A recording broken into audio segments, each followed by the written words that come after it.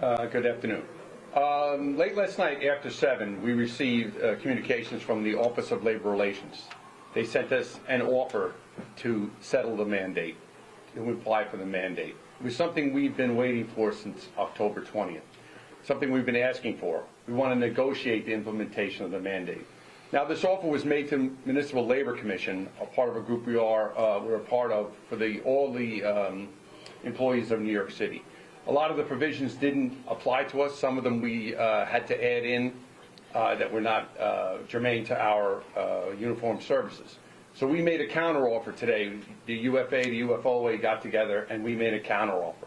One of the most important parts we're talking about now is going back to work, get our guys off of leave without pay, to file reasonable accommodations, whether medical or religious, and also go back to testing and vaccinating. If you go back to work with a religious or medical exemption, you go back to test and vax. And as you see from OSHA today, released a report that said that the state should go back to test and vax, and that's one of the most important things. New York State is an OSHA state, and if we go back to test and vax, that'd be as what we had before October 20th, and the mandate was imposed upon us. So we're awaiting their reply for our counter-proposal to the missive that the Office of Labor Relations sent us late last night. Andy? Yes, we've been signaling to our members that they should be preparing their reasonable accommodation paperwork. We just want to reiterate that what happened last week was when we had our first negotiation session that ended at 4 o'clock on Wednesday.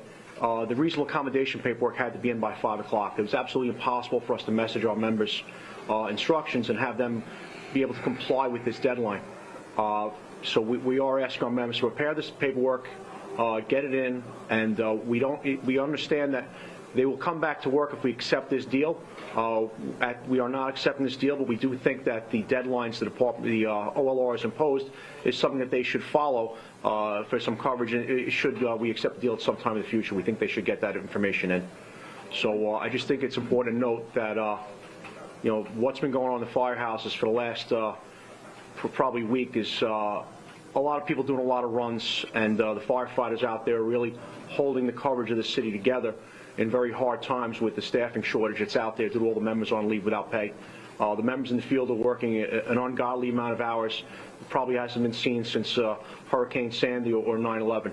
And they're owed a debt of gratitude for everything they've kept together. There have been 4 multiple alarms in the last 2 days. We're entering fire season, and they're doing amazing work.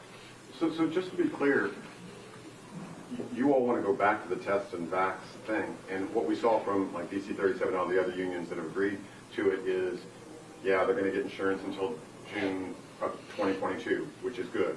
Right.